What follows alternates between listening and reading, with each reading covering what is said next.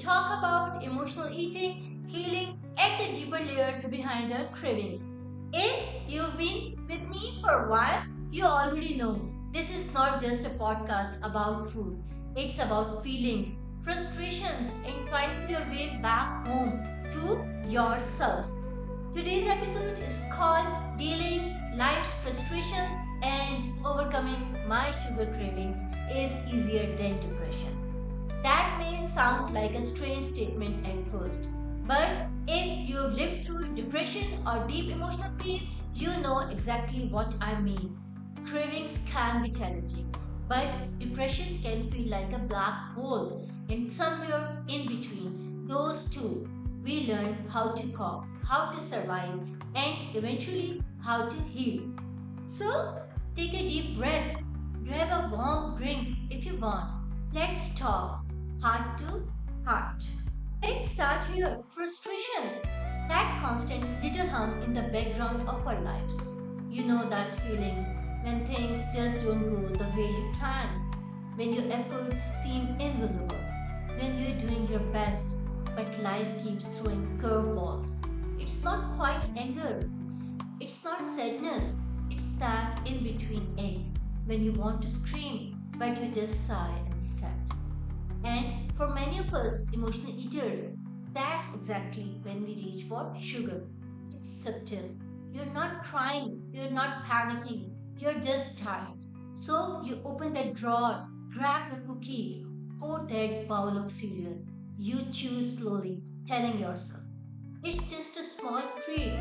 But that small treat isn't just sugar, it's comfort, it's relief, it's your way of saying, I can't control life right now, but I can control this moment. Frustration becomes the gateway to emotional eating because it gives us an illusion of comfort. But here's what I've learned sugar doesn't fix frustration, it just pauses it.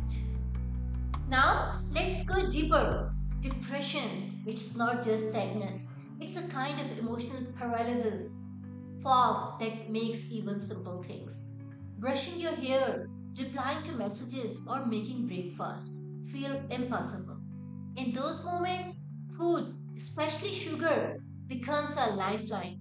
It's the only thing that gives us spark, flair, when everything else feels dull. But here's the painful truth. It's not the sugar we're addicted to, it's the feeling sugar temporarily brings. That momentary warmth, that sweet distraction from the heaviness inside. I've been there, sitting in my car, parked outside the bakery, telling myself, just one piece, I deserve this. But after it's gone, that numbness returns. And that's when the shame starts whispering, why can't you control yourself? The truth, you were never weak. You were just hurting. You were just trying to feel okay again. And that's something we all understand in our healing journey. What changed everything for me wasn't a diet, it was awareness. The moment I began to see my cravings as messages instead of failures, everything shifted. Now, when I crave sugar, I pause and I ask myself, what's really going on right now? Am I frustrated? Am I lonely? Am I sad? That one pause, that breath of honesty gives me power because it tells me this isn't about food, this is about my feelings. When we bring light to what's happening inside, the craving loses its control. It's not the sugar calling us anymore, it's our own soul asking to be seen, and that's healing. Let's go back to the title. Overcoming my sugar cravings is easier than depression. Here's why I say that. Sugar cravings live on the surface. They're immediate, visible, fixable. Depression lives deep within the soul. It demands understanding, compassion, and patience. When I began working on my emotional eating, I realized the cravings were a doorway into my deeper pain. Each craving said, look here, there is something unhealed. So instead of hating my cravings, I started to thank them because They guided me to the wounds I had ignored.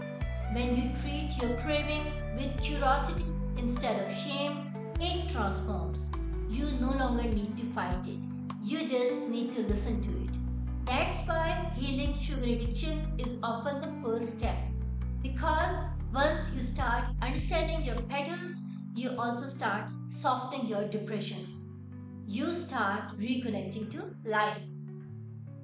There are a few practical ways to manage frustration without sugar. Here are a few tools that help me and might help you too. Pause before you eat. When the craving hits, take 3 deep breaths. Don't judge it, just notice it. Name the emotion. Literally say it out loud. I'm frustrated and I'm overwhelmed. When you name it, you tame it. Move the energy. Walk, stretch, journal. Do something that shifts your energy instead of stuffing it. Comfort yourself differently. Have a comfort ritual that doesn't involve food. Light a candle, play a song, take a warm shower. Teach your brain that relief can come from other places too. Reach out. Depression isolates, connection heals. Talk to a friend, a therapist, or someone you trust. Remember, it's not about never eating sugar again. It's about learning to eat it from a place of joy, not pain. So, beautiful soul, if you're listening to this and thinking, sugar is my comfort, my relief, please know this. You're not broken. You are human. You're using what you know to survive. But you can learn new ways to love. Overcoming sugar craving is easier than depression because it's the first door you can gently open. And behind that door is freedom, peace, and emotional healing. You don't have to be perfect, you just have to stay curious. Thank you for being here with me today. If this episode touched your heart, share it with someone who might need it too. And remember, your healing isn't about cutting out sweetness from your life. It's about rediscovering the real sweetness, the one inside you. Thank you so much for listening and watching. See you then. Bye bye.